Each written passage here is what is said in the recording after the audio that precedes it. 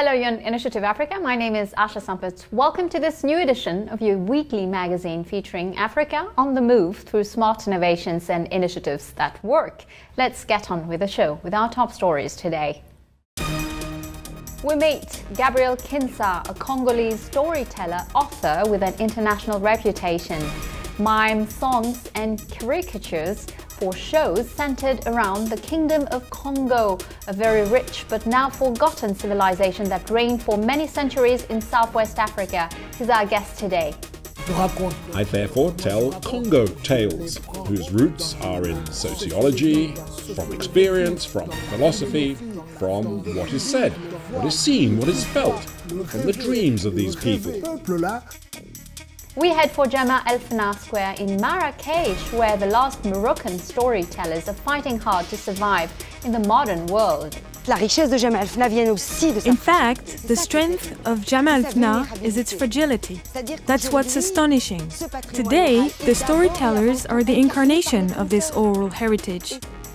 Protecting the oldest historical heritage in East Africa at the Uganda Museum in Kampala, a great example of heritage preservation to follow.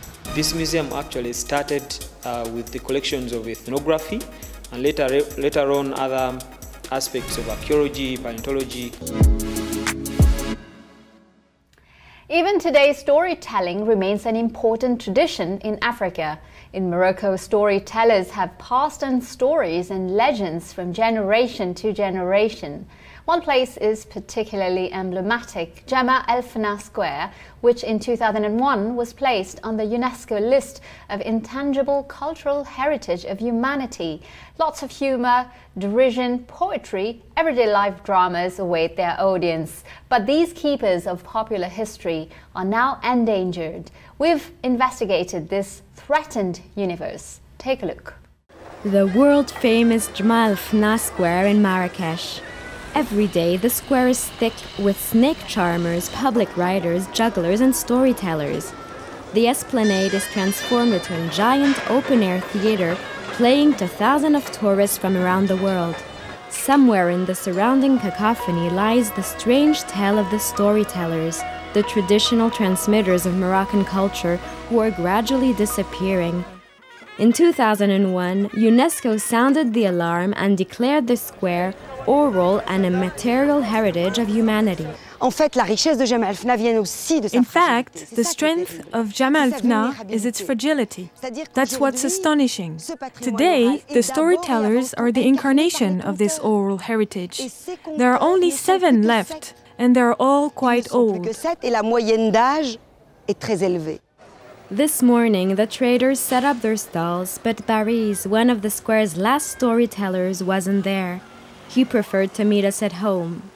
I knew the way. I discovered it in 1970. I stopped going to the spring market. I would go to Jemaa El-Fna with my bag and my jalaba and sit behind the storyteller. Baris was born 50 years ago into a poor family on the outskirts of Marrakech. As a child, his father would read him animal fables, and Baris soon discovered the great Arab epic tales, 1001 Nights and the glorious stories of the Prophet. By the age of 10, I had learned 20 stories. I felt such passion for the stories that I really had to be the one telling the stories, the one who preached while the others listened. Evening falls, bringing a change of scenery. The square is taken over by an army of stalls and restaurants. In the midst of the crowd, small groups are formed. People stop to listen and observe.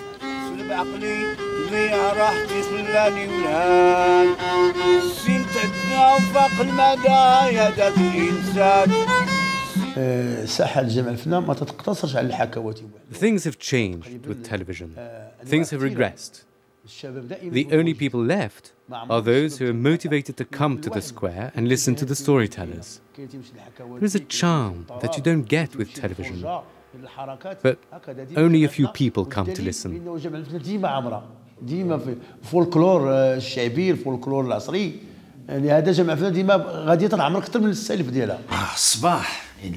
If I go in the morning and work hard, I can make $2.15 half an hour with a bit of luck, sometimes less. Then I go home early. 2 years ago, the town set up an association with a budget of $40,000 to support and train young storytellers, a gesture to help improve everyday life and encourage the youngsters to follow in their elders' footsteps. First of all, it's important that they stay in the Jama El Fna square. Then we have to make sure they have a minimum amount of money each month.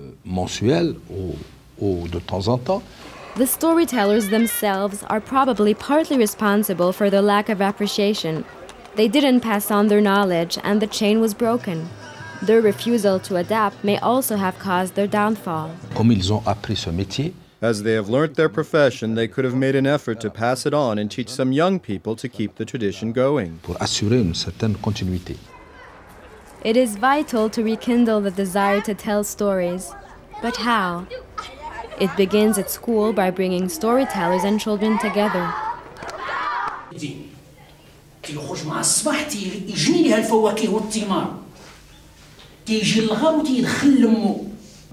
The children laugh at the storytellers' grimaces and mimics. And for a moment at least, Disney's characters are forgotten.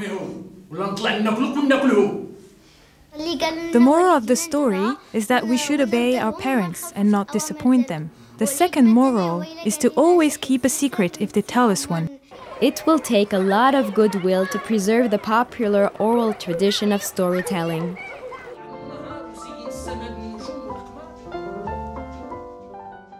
And our guest this week is precisely one of those who are keeping the tradition of Francophone storytelling alive. For the past 30 years, his shows have given pride of place to the ancestral culture of the ancient Congo kingdom. They depict with humor and philosophy a world where spirits, women, nature and animals play the leading role. Lionel Cauchois met him in Paris. Hello, Gabriel Kinsa. You are a Franco-Congolese author and storyteller, one of the best among the French-speaking storytellers. The Congo Tales, your current show, is a way to transmit to the world the legends of the Congo kingdom with a touch of humor and some philosophy. What are the origins of the Congo Tales and what stories do they tell? Oui, bonjour, merci bien, merci de vous intéresser. Thank you very much. Thank you for your interest in the Congo. I am indeed Gabriel Kinsa. I was born in Boko. Boko is located 130 kilometers from Brazzaville, which is the capital of non-democratic Congo, because there is a so-called democratic Congo. So I am from Boko, Congo Brazzaville. I am also Congo, from the former Kingdom of Congo, which extended from Gabon, Congo Brazzaville, and the Democratic Congo to Angola. In this great kingdom, which unfortunately experienced turmoil and then broke up into the countries that you know. So I am from this land in this corner of the world, from this community, from these people with a fairly large population of about 8 million. I therefore tell Congo tales, whose roots are in sociology, from experience, from philosophy, from what is said, what is seen, what is felt, from the dreams of these people. And that's what I tell. Et donc c'est ce que je raconte. Donc en quelque sorte, je vais à travers le monde pour... In a way, I go around the world to talk about Congo. So that's why I'm here. I'm actually interested in it because I'm passionate about it, because the tales tell who I am. So, there you have it. The first time someone said to me, "How do you write these tales? Where do they come from?" In France, that means I come from Boko.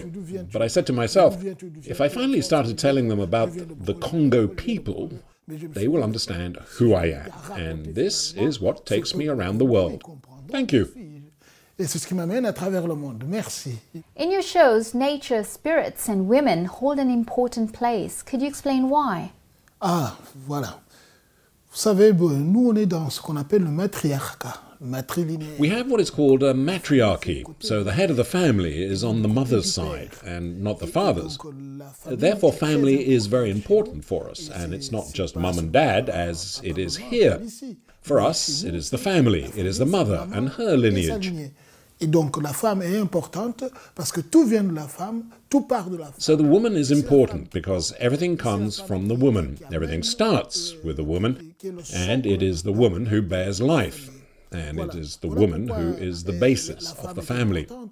That is why women play a significant role in my stories, since it's my culture. So these are the people. But there's also their environment, and I'm also interested in fauna. I'm interested in flora. I'm also interested in everything that surrounds it. Rivers, streams, hills. And all of this together makes a whole.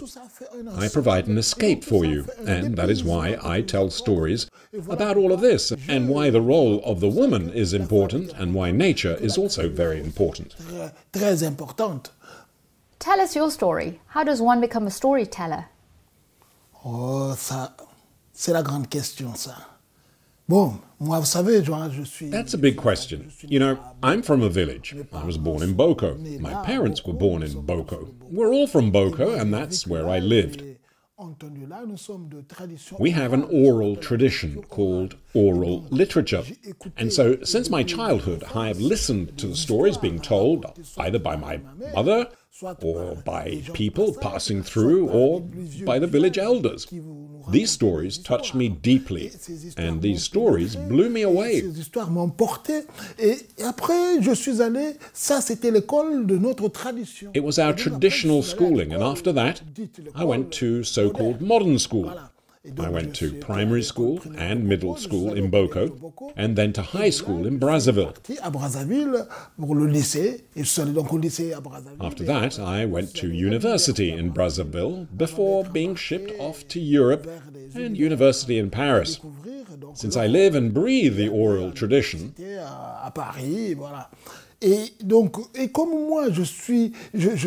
since I'm full of stories and am filled with this culture, when I arrived in Paris, I met other people, people from far away. So I wanted to tell them who I was. À Paris, d'autres cultures, je rencontre, d'autres personnes, je rencontre, d'autres gens venus de loin, je rencontre. Mais ces gens-là, j'ai envie de leur dire qui suis-je. So I started to tell stories for the Japanese, the Vietnamese, Italians and Egyptians and so on. Les Italiens, les Égyptiens, etc., etc. Et donc je dis... And finally people looked at me with some amazement, because they were finally discovering this Africa. Africa, a land of warriors. What an Africa! That's why I became a storyteller, because I wanted to talk about who I was. Parce que je voulais dire qui j'étais. Now let's talk about your association, Sala Innovation Pool. How was it born and what is its objective? Donc ça fait à peu près 3 ans qu'on est ensemble. We've been working for about 3 years now trying to help the town of Boko, but more generally in and around the region of Pool. On apporte le matériel pédagogique pour les enfants.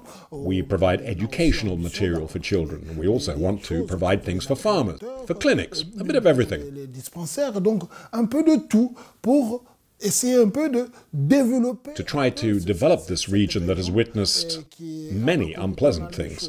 That is why we formed the Sala Innovation Pool Association, or SIP for short. Innovation, pool, SIP. Sala means to work. You know what innovation is, thus to work for the pool region. Voilà. Welcome back on Initiative Africa. It is a must-see place in Uganda. Traditional music, archaeology, ethnography, paleontology. We can say that the Uganda Museum in Kampala preserves all the memory of East Africa and of a distant past of thousands of years. This remarkable work has prompted the World Bank to finance an extension of the buildings of this extraordinary cultural institution. Our reporter Gabriel Kinsa visited to find out more. Take a look. The museum was first situated in Fort Lugard on top of Old Kampala Hill in an area where Uganda's capital city, Kampala, was founded. The fort, named after Frederick Lugard, a former British soldier, mercenary, explorer and colonial administrator. The original Uganda Museum was established in the early 20th century. As the number of collections increased, the buildings became too small, and the museum was relocated to its current home on Kitante Hill during the 1950s. A wide variety of historical, scientific, artistic, and cultural items are exhibited or stored here. This museum actually started with the collections of ethnography, and later on other aspects of archaeology, paleontology came into place. And the museum is divided into different kind of sections, which actually are a little bit thematic, including science and industry, where we are, traditional music section, Stone Ages of Uganda, ethnography, which is typically talking about the cultural aspect of Uganda, and that is actually the core collections that were started with for this museum. And then we have natural history section. The Uganda National Museum has also been offering educational courses in the form of practical lessons, outreach programs and workshops, among its many services. One unique collection in this museum is this ape fossil, which was discovered in northeast Uganda.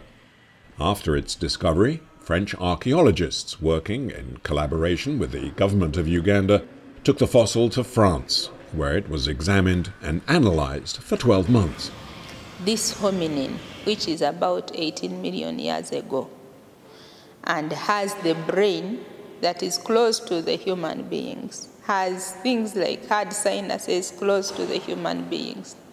What was it? For you to understand, by 18 million years ago, these species that were living, what were their behaviors?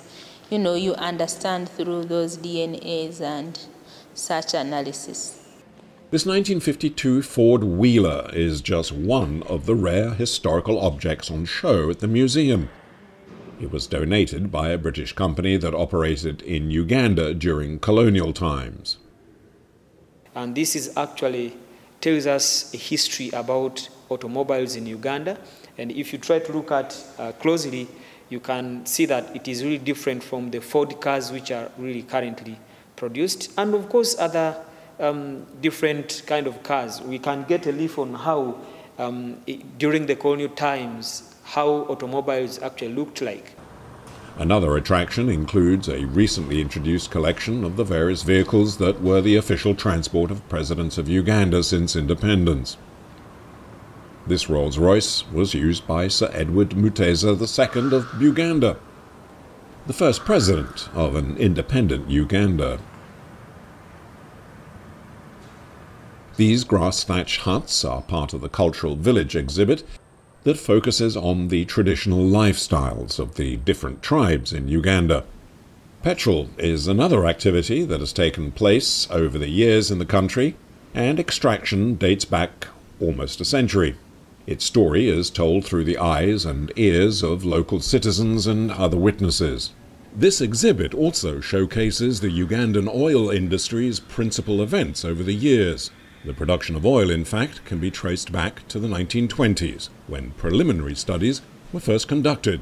This is one way of also letting the Ugandans to know what their country holds. Also, it's a way of giving chance to young people of Uganda to develop some interest and also actually take up opportunities as far as academics is concerned in relation to oil and gas, but also it's a platform for all Ugandans to really find opportunities in this industry economically and financially. Because over years, an increasing number of ancient items have been added, creating the need for a larger space where the collection can all be housed. As you can see, this National Museum, this is a national museum that we are in, and looking at it, yes, it has enough in terms of artifacts and information, but in terms of space, it has less.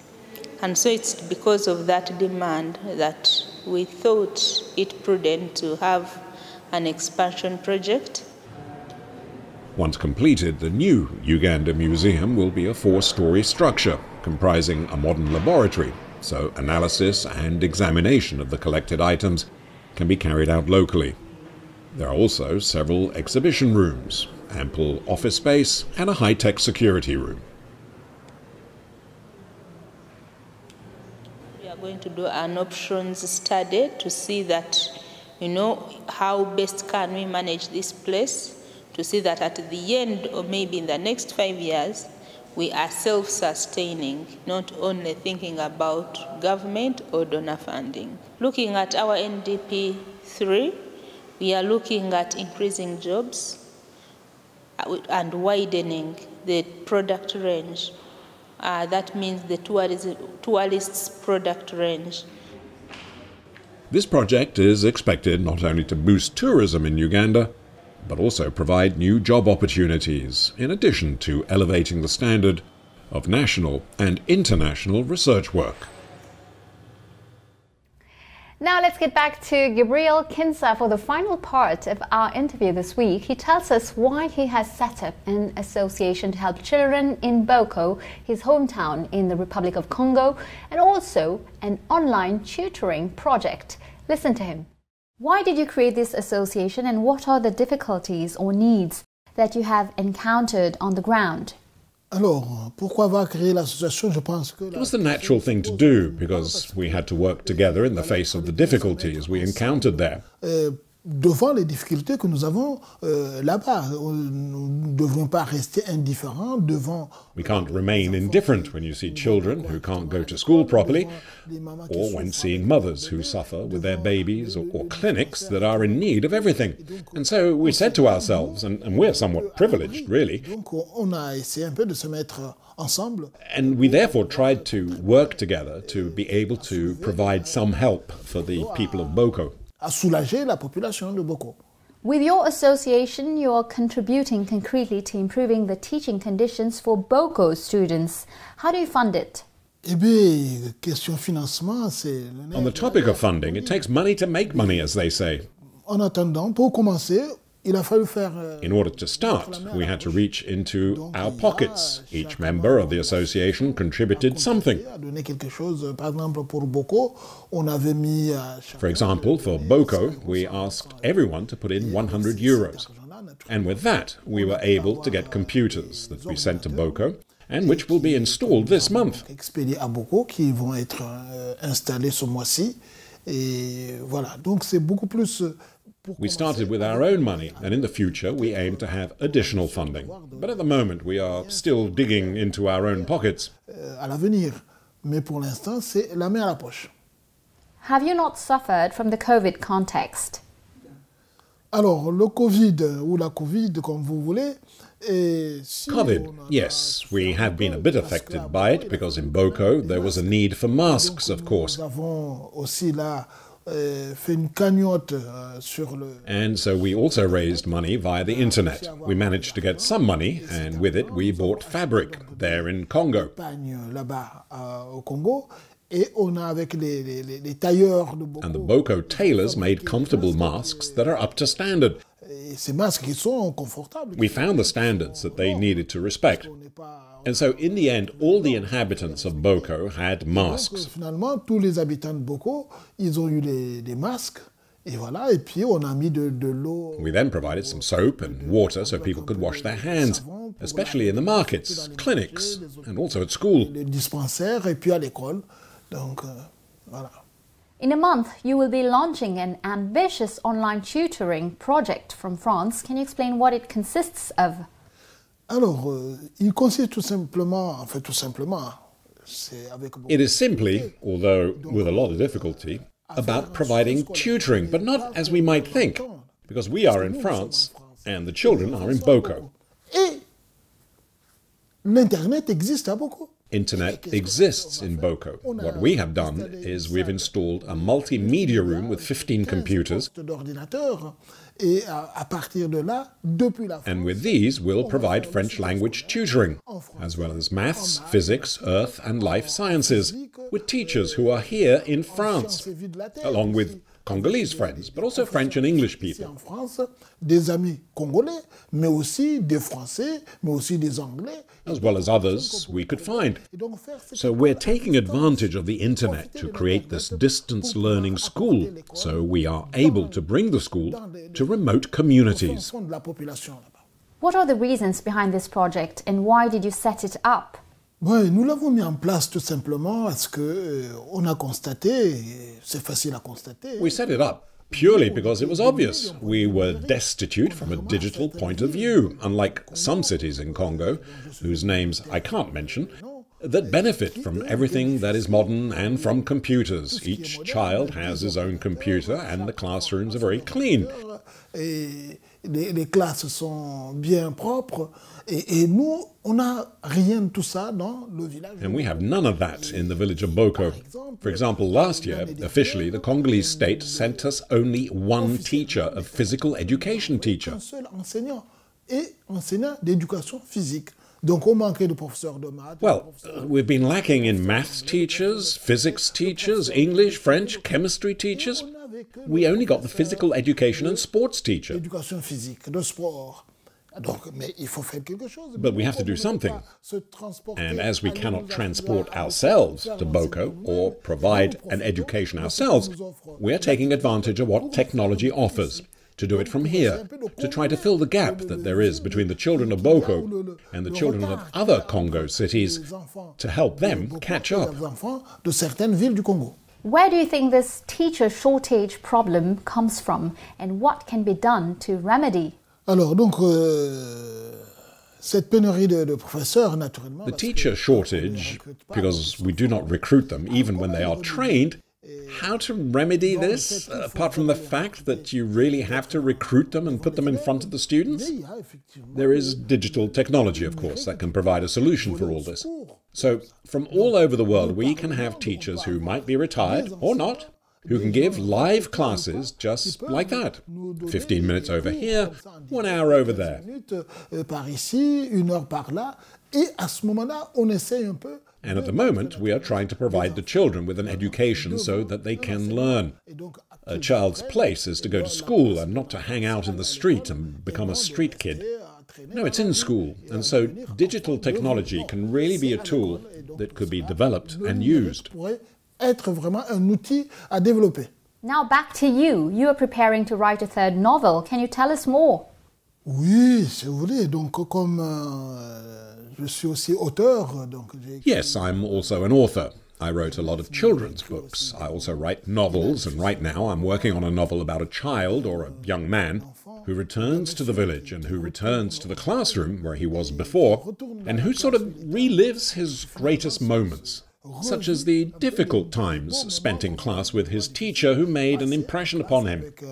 Son enseignant qui lui a marqué, et donc ça se déroule là, évidemment. And it is an occasion to talk about village life. What works, what doesn't work, but also relationships, romances, fights, everything about the lives of children or adults. Tout ce qu'il y a au milieu, ou des enfants ou des adultes. It's a novel that will be very, very popular and very good. We hope that it will be released in September. What's the title of this upcoming new novel? Le roman à venir, the upcoming novel will have the title of The Exhilaration of Memory. I like this title, but obviously the editor could change it, but I hope not. The Exhilaration of Memory, therefore. Going back to memories, living with memories, leaving with memories, being intoxicated by memories. Very nice title. Thank you, Mr. Kinsa. Merci beaucoup. Thank you very much, and I invite you to come to Boko to see for yourself what is happening there. Initiative Africa is over for today. You can of course catch the replay of Gabriel Kinsa's interview on our website africaonair.com. You can also find us on all our social media channels. Feel free to share, like and comment with the hashtag Initiative Africa TV show. And don't forget, next week, same time, same channel, I'll see you again with a new edition of Business Africa. Have a great week. Goodbye.